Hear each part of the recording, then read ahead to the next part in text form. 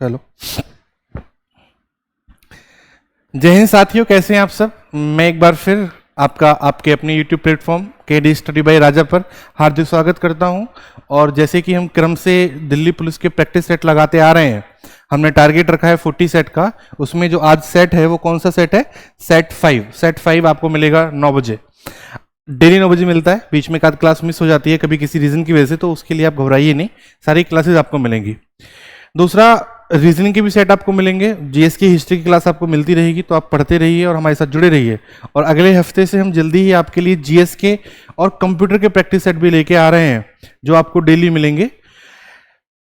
ये जो सेट 5 है, इसमें बड़े अच्छे अच्छे सवाल हैं। और हमें क्या करना है, हमें टारगेट करना है अपने एग्जाम को, आने वाले दिल्ली पुलिस को या फिर और भी कोई कंपटीशन एग्जाम आता है तो सबको हमें क्या करना है, टारगेट करना है।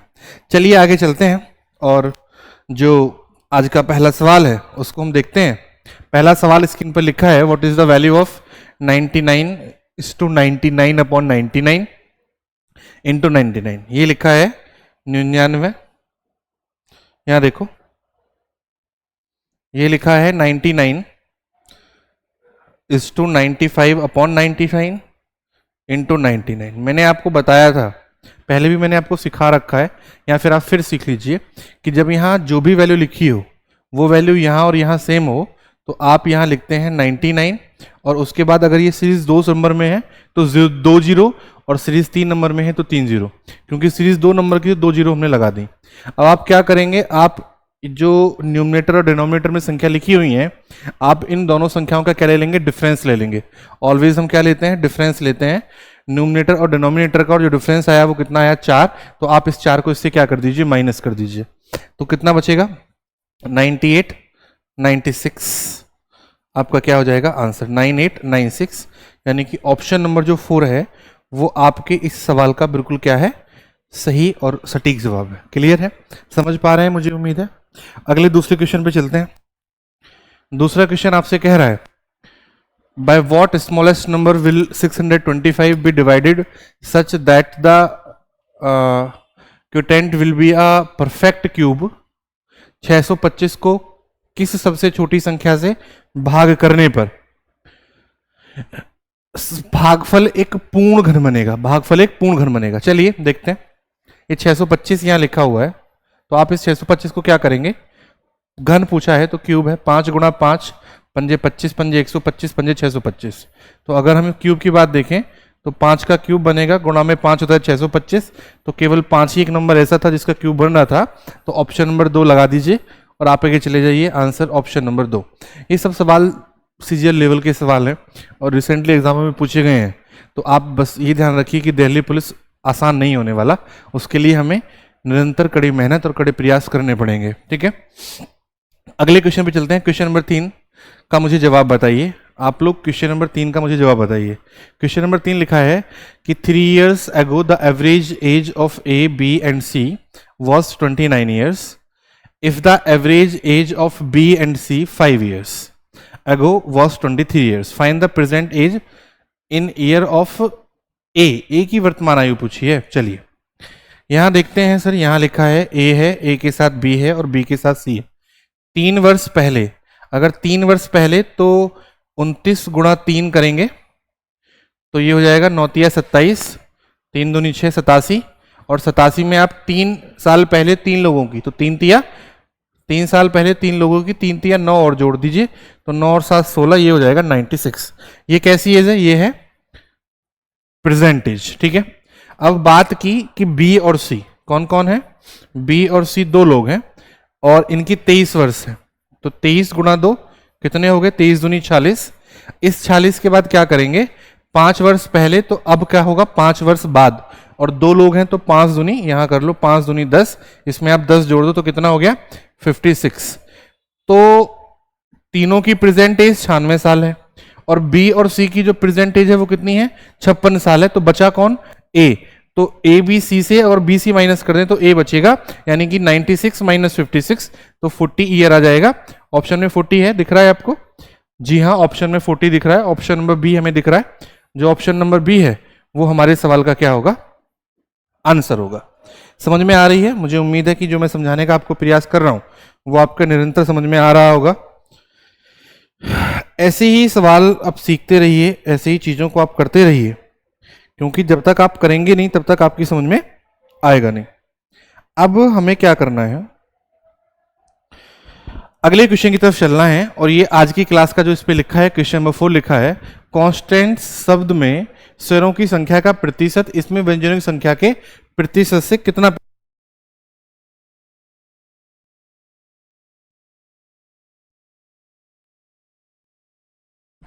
अब देखो भाई, ये लिखा है कांस्टेंट।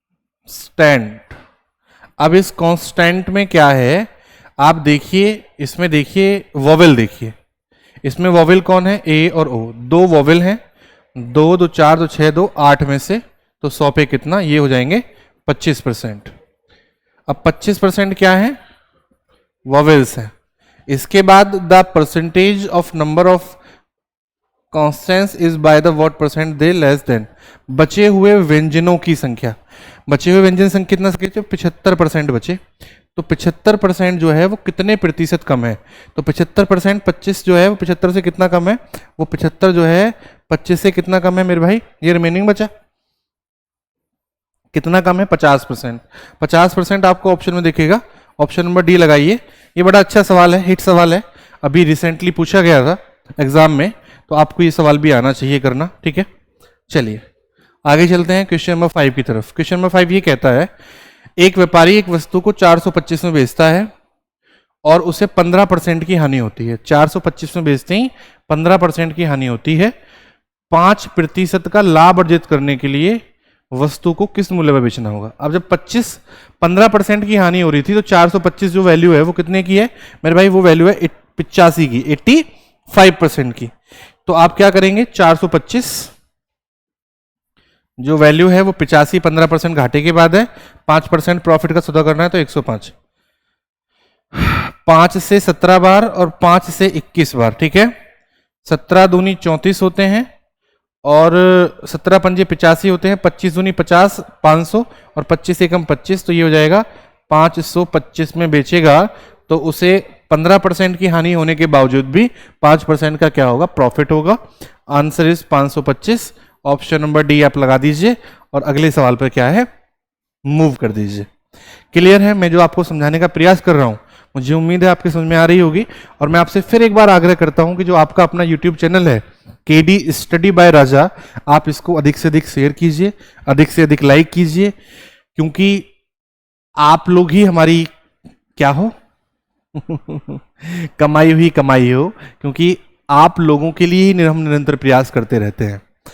अब आगे चलते हैं आज के क्वेश्चन नंबर 6 की तरफ। क्वेश्चन नंबर 6 ये कहता है 20% और 15% की दो क्रमिक छूटों के समतुल्य एकल छूट पूछा है, यानी कि इसमें क्या लगेगा, इसमें लगेगा सक्सेसिव, ठीक है, सक्सेसिव डिस्काउंट मेथड। और वो आपको पता है a plus b minus a b upon क्या होता है, 100 होता है। ये फॉर्मूला हम बचपन से यूज करते आ रहे हैं। तो पहला जो है वो 20 है, दूसरा कितना है 15, माइनस 20 गुणा 15 बटे कितना हो जाएगा 100। 20 से कितनी बार, 5 से, 5 से कितनी बार, 3 बार, तो ये 35, 35 माइनस 30 कितना बचेगा मेरे भाई, मेरे भाई बचेगा 32%। तो ऑप्शन में है 32%, जी हाँ, ऑप्शन में 32% लिखा है, ऑप्शन नंबर 3। और आप लगा देंगे आंसर, क्योंकि सॉरी, हमें कमांड बनानी है। और आप एक बात याद रखिए कि जब तक सवाल पर आपकी कमांड नहीं होगी तब तक आप उस सवाल को जल्दी से जल्दी नहीं कर सकते। बेसिक से कर सकते हो क्योंकि पढ़ा है बेसिक, लेकिन कमांड बनानी पड़ेगी। और कमांड बनाने के लिए आपको निरंतर सवाल सॉल्व करने पड़ेंगे, निरंतर प्रैक्टिस सेट लगाने पड़ेंगे, एक टारगेट बनाना पड़ेगा कि हमें इतने क्वेश्चन करने हैं। क्योंकि जब तक टारगेट्स नहीं पूरे होंगे, या आप मतलब क्या है कि मन का समझाना है, जिस दिन हमने इस अपने माइंड और मन को काबू में कर लिया उस दिन आप सोच लिया आपने दुनिया की हर जंग जीत ली। क्योंकि जब तक ये दोनों चीजें नहीं होती तब तक बात नहीं बनती। क्लियर है, आगे चलते हैं। देखो अगले सवाल पर चलते हैं। अगला सवाल जो है लिखा हुआ है आपके सामने, अगला सवाल देखिए, अगला सवाल लिखा हुआ है मेरे भाई। अगला सवाल है 4p is equal to 6q is equal to 9r। तो p ratio q ratio r हमसे पूछा है। हमें दिखा गया था 4p is equal to 6q is equal to 9r। तो आप एक चीज देखिए, जब ये तीनों चीजें बराबर हैं तो हम इनका ले लेंगे एलसीएम, और एलसीएम कितना आएगा 36 आएगा। तो आप 36 करिए, 4 नेम 36 9 बार कटेगा, 6 छिंग 36 6 बार कटेगा, और 9 चौके 36 4 बार कटेगा। तो आप इसको P बताइए, आप इसको Q बताइए, और आप इसको R बताइए, और ये तीनों का क्या है रेशो। और हमसे PQR का रेशो पूछा था, तो PQR का रेशो कितना हो जाएगा मेरे भाई 9:6:4। नहीं फंसना, कुल मिला के फंसना ही नहीं है, चीजों पे कमांड बनाओगे तो फंसोगे ही नहीं। ठीक है, क्लियर है? मुझे उम्मीद है समझ में आया होगा। अगले सवाल की तरफ चलते हैं। अगला क्वेश्चन, क्वेश्चन नंबर 8 बोर्ड पर लिखा है। क्वेश्चन ये कहता है कि किसी राशि पर 8% वार्षिक की दर से 5 वर्ष में प्राप्त साधारण ब्याज 3900, ये 3900 है, ऐसे लगा दीजिए कॉमा, 3960 रुपए है। अब देखो मेरे भाई, 8 पंजे 40, हमें मिला 40% ब्याज, और सवाल कह रहा है ब्याज जो है वो 3960 है। तो आपको फंसना नहीं, आप 100 की वैल्यू निकाल दो कितनी होगी। ये 4 बार, ये 5 बार, ठीक है, 4 से काट लो आप इसको। 4 नेम 36 होते हैं, ठीक है, और 4 नेम 36 होते हैं, और अच्छा 4 5 बार कटेगा, तो आप इसको करिए, ये 10 आएगा, ठीक है। तो ये हो गया 900, और ये हो गया आपका मेरे भाई 9900, 9900। अब उसने कहा अगर उसी राशि पर 12% वार्षिक ब्याज दर से 6 सही 2/3 वर्ष में प्राप्त साधारण ब्याज ज्ञात कीजिए। तो आप क्या करेंगे, आप 9900 का 6 सही 2/3 का मतलब क्या होता है, 6 × 18 और 2 20/3, कितने का 12/100 पर। तो दोनों जीरो से दोनों जीरो कट जाएंगी, 3 चौके 12 होते हैं, ठीक है। तो आप कर लीजिए इसका बस गुणा, 20 चौक 80, तो आप करिए 99 गुणा 80 कर लीजिए। अब मैंने गुणा करने का आपको एक आसान तरीका बताया था, अगर आपको याद हो। इसको 100 से कम करेंगे, ये 1, इसको 100 से कम करेंगे, ये 20, आप दोनों को क्या कर लो, जोड़ लो, 20 और 1 21। जब आप 100 को 21 से माइनस करेंगे तो ये आएगा 79, और 79 पे आप जाएंगे तो आपके ऑप्शन में केवल 79 से स्टार्ट होने वाली एक ही वैल्यू बची है, और वो क्या है 7920। तो आपको पता होना चाहिए इन दोनों की मल्टीप्लाई करके 7920 आएगा, क्योंकि 20 और 1 की गुणा करेंगे तो 20 एकम 20 होते हैं, और ये आंसर हमारी फिगर वैल्यू आ जाएगी। आप इसका आसान सवाल, क्योंकि मैंने इसकी वीडियो डाली हुई है कि कैसे मल्टीप्लाई करते हैं, कैसे शॉर्ट ट्रिक बनाते हैं, तो आप लोग पीछे जाके वो देख सकते हैं। तो आप इस सवाल का आंसर दे देंगे 7920, और अपने अगली सवाल की तरफ चले जाएंगे। बहुत अच्छा सवाल था, रिसेंटली भी ये भी किसी एग्जाम में पूछा गया था। क्वेश्चन है, एक तूफान के दौरान हवा की गति 10 mm प्रति सेकेंड है। हवा में निलंबित धूल के कण को 1 किलोमीटर की यात्रा करने में कितना समय लगेगा। तो मेरे भाई अब देखिए, ये 10 की पावर 5 है, यहाँ 10 की पावर 5 कर लेना आप लोग, है ना, ये 10 की पावर 5 mm है। अब आप क्या करेंगे, 1 किलोमीटर को आप मीटर में बना लीजिए, तो इसमें 1000 मीटर होते हैं, और 1000 मीटर को आप मिलीमीटर में बताएंगे, तो आप इसमें फिर 1000 की गुणा कर देंगे, तो 3 1 2 3, इसमें होते हैं 1 दही सैकड़ा, 1000 लाख 10 लाख, 10 लाख मिलीमीटर। अब 10 लाख मिलीमीटर है तो चलती कितना है, हवा की गति कितनी है, 10 की पावर 5, और 10 की पावर 5 का भी मतलब कितना होता है, कि लाख होता है, और ये दोनों आपस में कट जाएंगे और वैल्यू कितनी आ जाएगी 1। तो आप कहेंगे कि कितने समय में सेकंड लगेगा, यानी कि कितना समय लगेगा सेकंड में बताना है। तो हमारा जो आंसर होगा कि सर हमें इस काम को करने में, या इस गति को करने में, या इसमें पहुंचने में केवल हमें 1 ही सेकेंड का टाइम लगेगा, और ऑप्शन नंबर हमारा ए इसका बिल्कुल सही जवाब हो जाएगा, बिल्कुल सही और सटीक हो जाएगा। मुझे आशा और उम्मीद है, मुझे विश्वास भी है कि मैं जिस चीज को आपको समझाने का प्रयास बार बार कर रहा हूं, आप उन चीजों को समझ भी रहे हैं बेहतर तरीके से। ठीक है, अगले सवाल की तरफ चलते हैं। Question number 10। क्वेश्चन नंबर 10 ये लिखा है, ए एक कार्य को 48 दिन में समाप्त करता है और बी उसे 60 दिन में समाप्त करता है। वे 12 दिन तक एक साथ मिलकर कार्य करते हैं।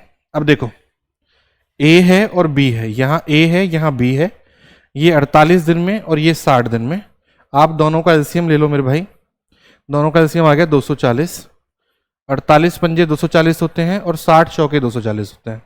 5 और 4 आ गया। अब 5 और 4 दोनों का आ गया। फिर उन्होंने कहा वे 12 दिन तक एक साथ काम करते हैं। दोनों जो हैं ए प्लस बी कितना काम करते हैं, 5 और 4 9, और वो 12 दिन तक करेंगे तो 12 निम्न 108 काम कर देंगे। कितने में से, 240 में से। तो जब 240 में से 108 काम कर देंगे तो काम बचेगा 132, और इस 132 का भी कितना बताना है, 25% कितने समय में या कितने घंटों में, दिन और घंटों में पूछा है। अब आप क्या करेंगे, 25 चौके 100, तो आप इसको कर लेंगे 4 तिया 12, 4 तिया 12, 33 लगा। अब 33 के लिए हमसे कहा गया और फिर ए चला जाता है बी शेष कार्य का 25%। तो शेष कार्य कितना था, 33, और इसको कौन करेगा, बी करेगा। चलिए वहीं देख लेते हैं, इसको करेगा मेरे भाई कौन, बी। बी काम को 33 करना है, और 33 काम कितने समय में करता है, बी कितना काम करता है, 4। बी 4 काम करेगा तो ये हो जाएगा 4 8 32, 4 दूनी 8, 4 पंजे 20। ये आ जाएंगे क्या, ये आ जाएंगे घंटे। और डेज की बात करें तो 8 दिन और 25 था 25, तो आप ये 25 जो होता है 6 आवर्स के बराबर होता है। 8 दिन 6 घंटे या फिर 8.25 घंटे, और दिन में पूछे तो 8.6, 8 दिन 6 घंटे। ऑप्शन नंबर डी आपका इस सवाल का क्या होगा मेरे भाई, बिल्कुल सही जवाब होगा। और ऐसे अच्छे अच्छे सवाल भी पेपर में आते हैं, ऐसे बेहतर सवाल भी एग्जाम में आते हैं। तो आप लोग क्या करिए, निरंतर देखते रहिए, निरंतर आप लोगों को सवाल को समझते रहिए। अगले सवाल की तरफ चलते हैं।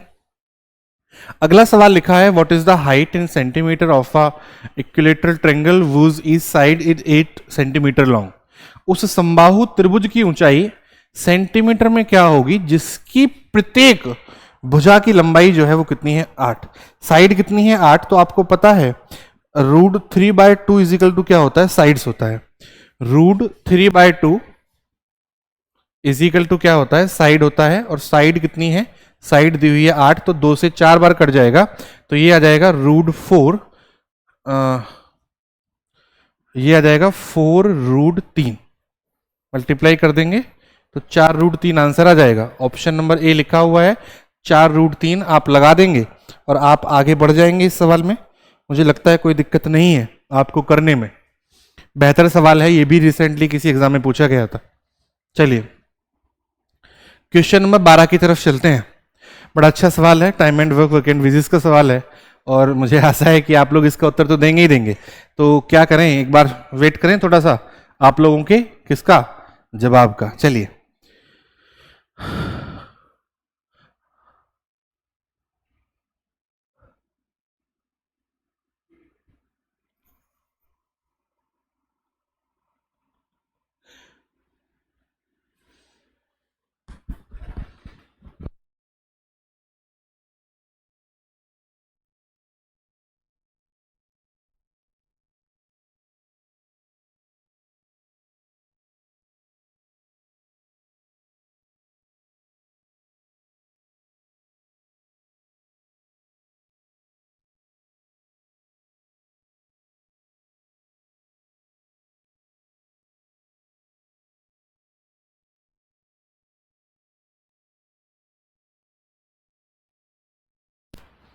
चलिए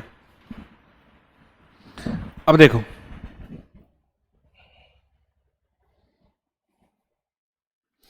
अगले सवाल जो लिखा है आपके समझ में ये आएगा। देखो मैं बताता हूं, सवाल ये कहता है कि ए बी और सी एक काम को करने के लिए 57,500 रुपए की धनराशि प्राप्त होती है।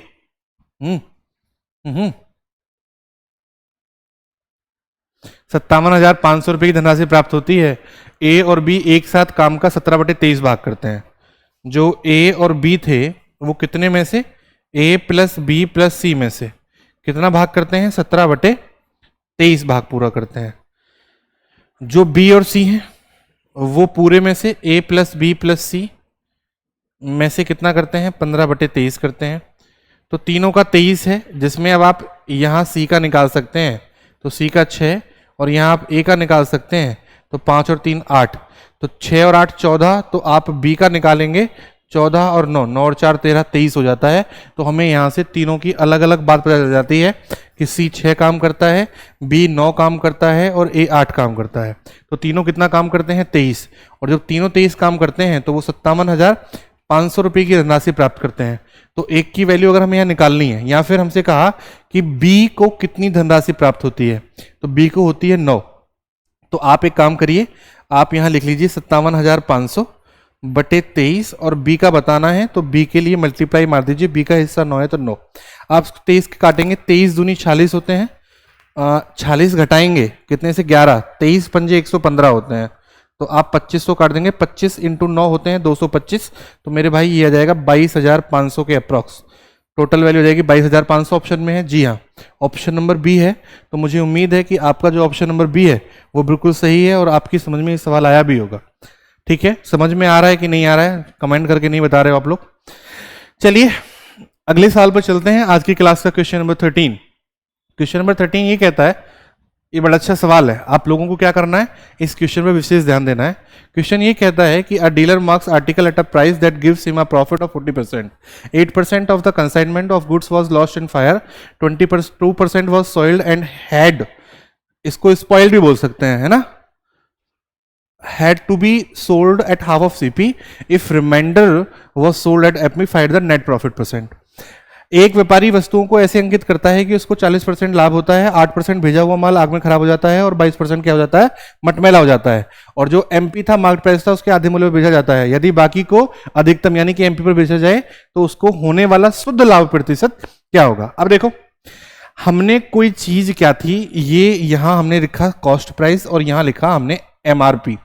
कॉस्ट प्राइस क्या है 100, हमने किसी चीज को मैन्युफैक्चर किया या फिर खरीदा, तो हमने हमेशा जब हम किसी चीज को खरीदते हैं तो हम उसका क्या करते हैं 100% पेमेंट करते हैं। अब जब हमने इसका 100% पेमेंट कर दिया तो हमने इसको 40% एक्स्ट्रा पे अंकित किया कि हमें जो प्रॉफिट है वो 40% होना चाहिए, तो हम उस पर एमआरपी कितना डालेंगे, हम उस पर एमआरपी डालेंगे 140। अब हमने इस 100 को ही बेचना शुरू कर दिया। अब सबसे पहले जब हमने भेजा 8% माल, ध्यान से देखना है कि जब हमने इसमें 8% माल भेजा तो वो क्या हो गया, लॉस्ट इन फायर हो गया, और जब आग में जल गया तो मुझे लगता है तो वो बिकेगा ही नहीं, उसका प्राइस क्या हो गया 0। बचे हुए में से 22%, जो 22% था, 100 का 22 ही होता है, वो क्या हो गया मटमैला यानी कि धुंधला हो गया, स्पॉइल्ड हो गया, तो उसको हमने क्रय मूल्य के आधे मूल्य पर बेचा। तो क्रय मूल्य का आधा मतलब 50% और 22 का 50% मेरे भाई कितना होता है 11। अब जो रिमेनिंग है, रिमेनिंग कितना है 70, इसको हम बेचेंगे किस पर, एमआरपी पर, अधिकतम मूल्य पर, और एमआरपी है कितना 140, तो 14 सत्ते 98 होते हैं, इनको आप जोड़ देंगे तो कितना आ जाएगा 109। हम खरीद के कितने की लाए थे 100 की, बेचना कितना चाहते थे 140 की, लेकिन वो बिकी कितने की 109 की, तो 140 का प्रॉफिट तो होगा नहीं, 100 की खरीद के 109 की बेच रहे हैं, तो हमें जो प्रॉफिट होगा मेरे भाई वो केवल 9% का होगा। और ये 9% हमें इसीलिए कहा था कि उसका शुद्ध लाभ प्योर प्रॉफिट परसेंट क्या होगा। तो मुझे उम्मीद है कि जो मैं समझाने का प्रयास आपको कर रहा हूं वो आपकी समझ में आया होगा। ठीक है, अगले क्वेश्चन की तरफ चलते हैं। अगला क्वेश्चन लिखा है, in an exam the average was found to be 50 marks after deducting computer errors. The marks of the 100 candidate had to be changed from 90 to 60 each and the average came down to 45 marks. The total number of candidate who took exam were। अब देखो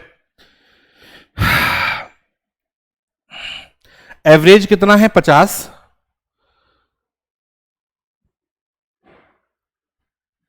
computer की त्रुटियों में कटौती के बाद 100 उम्मीदवार, हमें नहीं पता नंबर ऑफ स्टूडेंट कितने हैं, यहां लिख लो स्टूडेंट और यहां लिख लो एवरेज, हमें नहीं पता स्टूडेंट कितने हैं तो हमने मान लिए x। अब औसत क्या हो गया 45 हो गया, क्यों हो गया, क्योंकि 90 से 60 में बदलने पड़े कितने बच्चों के अंक, 100 बच्चों के अंक। तो हमने जो 100 बच्चों के अंक थे वो 90 से 60 में बदले, तो कितने का बदलाव आया, 30 नंबर का बदलाव आया प्रत्येक बच्चे पर, और जो औसत था वो कितना कम हो गया, 50 से 5, तो हर बच्चे का 5 कम हो गया, तो 5 छिंग 30 और 100 छिक्के 600, x की वैल्यू क्या है स्टूडेंट है, और 100 छिक्के 600 क्या हो जाएंगे, नंबर ऑफ स्टूडेंट हो जाएंगे। यानी कि आपको ये सवाल डायरेक्ट भी करना आना चाहिए कि हम इस सवाल को डायरेक्ट कैसे कर सकते हैं। क्लियर है, चलिए आज का क्वेश्चन नंबर 15 की तरफ चलते हैं। क्वेश्चन नंबर 15 ये कहता है, a solution of sugar and water contains 5% sugar, by weight of it 200 gram water evaporates and the solution now contains 50% sugar, find original quantity of solution. अब सवाल ने कहा चीनी और घोल में हमें पता नहीं चीनी कितना है, तो हमने क्या किया, घोल मान लिया x और उसमें 5% क्या है, चीनी है। अब इस x में से हमने 200 ग्राम चीनी को क्या कर दिया, उड़ा दिया, तो बची हुई मात्रा कितनी रह गई, 15%। तो 100 से 100 कट जाता है और 5 या 15 होते हैं, तो x बराबर 3x माइनस के कितना हो गया, 600। तो 2x बराबर कितना लिख लो, 600 लिख लो, और x बराबर लिख दो कितना, 300 ग्राम। यानी कि जो मूल मात्रा में घोल था वो घोल कितने ग्राम का था, 300 ग्राम का था। ऑप्शन नंबर डी आप लगा देंगे और 300 ग्राम आपके सवाल का क्या आ जाएगा, आंसर आ जाएगा। तो प्रैक्टिस सेट में आज के लिए इतना ही काफी था।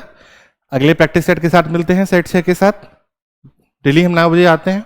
तो मेरे भाई, हमें आपसे बस यही रिक्वेस्ट है कि जो आपका अपना यूट्यूब चैनल है केडी स्टडी बाय राजा, आप इसको अधिक से अधिक शेयर कीजिए, फॉलो कीजिए, लाइक कीजिए, ताकि हम ऐसे ही आपके साथ निरंतर बने रहें। तब तक के लिए नमस्कार।